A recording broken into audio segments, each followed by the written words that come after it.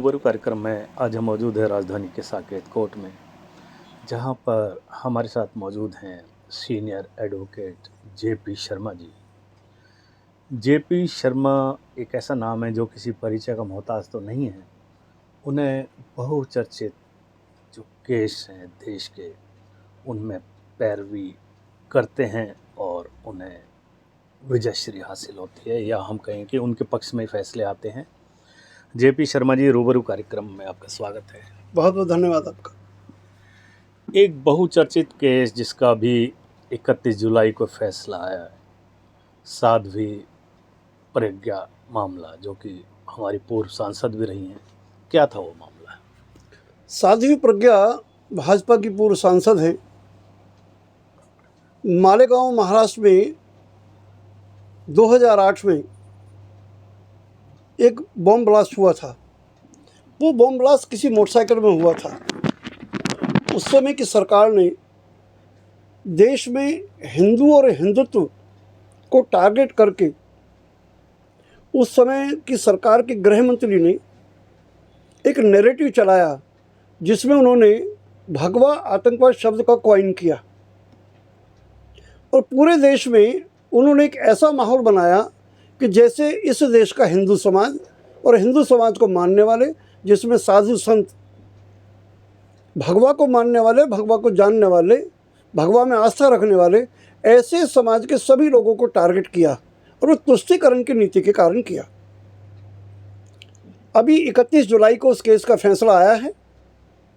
उस फैसले में माननीय न्यायाधीश महोदय ने बहुत साफ शब्दों में कहा है कि प्रोसिक्यूशन कहीं भी ये साबित नहीं कर पाया कि जिस मोटरसाइकिल में वो ब्लास्ट हुआ वो कहीं भी उसका दूर दूर तक उसका साध्वी प्रज्ञा से कोई संबंध था। ना तो मोटरसाइकिल का कनेक्शन समझ में आया, ना वो साबित हो पाया, ना ये साबित हुआ कि मोटरसाइकिल उनको कभी किसी ने चलाते हुए देखा, ना ये साबित हुआ कि मोटरसाइकिल में किसी ने बम रखते हुए देखा, ना ये साबित हुआ कि मोटरसाइकिल में आरडीएक्स कहाँ से आया, ना ये साबित हुआ कि किसी प्रकार का उस अपराध से उन सभी लोगों का जो उस केस में एक्यूज थे किसी का कोई हाथ है। अंत माननीय न्यायमूर्ति ने 1034 पेज का जो जजमेंट दिया उसमें बड़े साफ तौर पर कहा कि prosecution has failed to prove इस केस बियॉन्ड रीजनेबल डाउट, और संदेह का लाभ देते हुए उन सभी अभियुक्तों को बरी कर दिया। बात ये नहीं है कि मुलजिम बरी हो गए, बात यह है कि 2008 से लेके 2025 तक जो 17 साल की शारीरिक, सामाजिक, आर्थिक, राजनीतिक जो यातनाएं इन सभी एक्यूज़ों ने, आरोपियों ने भुगती है, उसका क्या होगा? आप कल्पना नहीं कर सकते।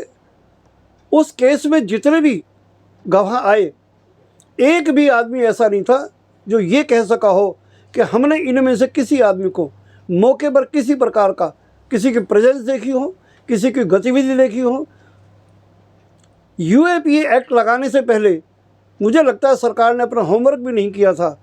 किसी यूएपीए किसी केस में लगाने से पहले ये तय करना होता है कि जो एक्ट हुआ है वो टेररिस्ट एक्ट है।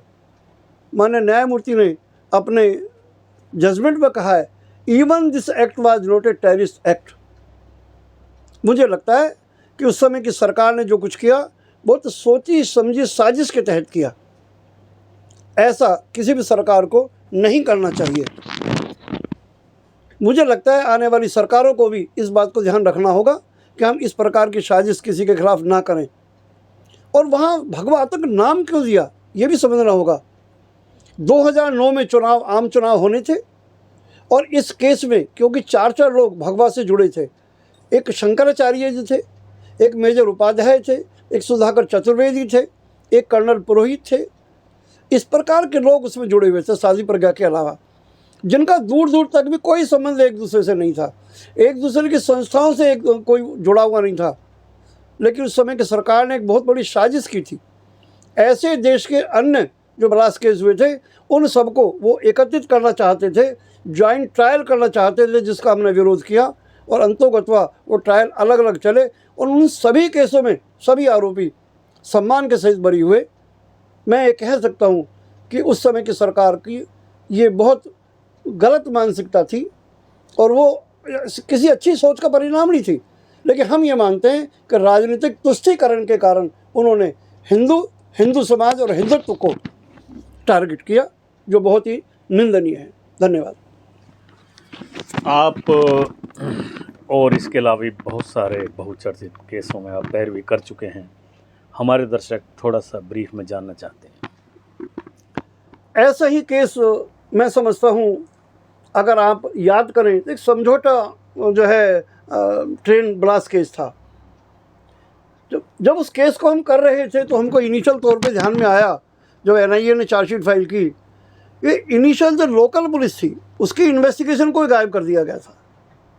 जब उन पूरी इन्वेस्टिगेशन को हम सामने लाए तो पता पड़ा वो सारा मामला फर्जी था।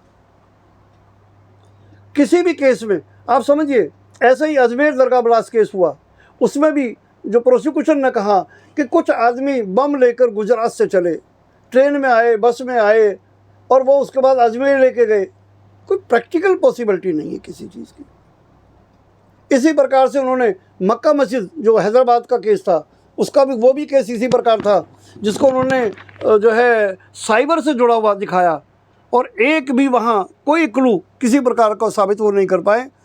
और उस समय की सरकार, मुझे लगता है एक साजिश उनकी ये थी, इन सारे केसेस को ज्वाइंट ट्रायल करा के कुछ लोगों को इसमें सजा करके हमें हिंदू समाज को बदनाम करके पोलराइजेशन करके आम चुनाव ले सकते हैं। ऐसी कच्ची मानसिकता के साथ उन्होंने देश के नागरिकों के साथ विश्वासघात किया, जो अच्छी बात नहीं थी, जिसका भंडा बोर्ड उस समय के सरकारी अधिकारियों ने बाद में उन सभी केसेस को जब खोला और बताया कि सरकार ने गलत मानसिकता से केस बनाए हैं, सभी आरोपी विभिन्न अदालतों से बरी हो गए, जिनको मैंने बहुत नज़दीकी से इन सारे ट्रायल्स को देखा है। धन्यवाद। बहुत बहुत धन्यवाद JP शर्मा जी। हम भी आपके द्वारा जो कार्य किए जा रहे हैं, बेगुनाहों को न्याय दिलाना, ये बहुत ही बड़ा कार्य है, वरना पूरी ज़िंदगी तबाह हो जाती है।